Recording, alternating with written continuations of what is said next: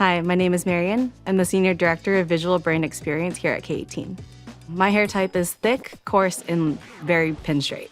I bleach my hair, I color my hair, go in for like toner treatments, and then I do a lot of heat styling. It changes like the texture and makes it really dry at the ends and like kind of brittle. And so whenever I use the mask, it makes it really smooth and really healthy.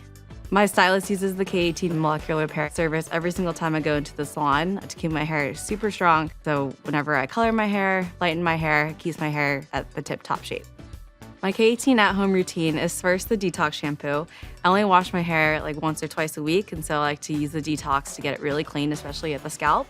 And then I use the pH shampoo just as a double cleanser. And then I go in with the mask for a reparative treatment. And then I usually finish with the oil. It makes my hair super shiny and smooths any flyaways.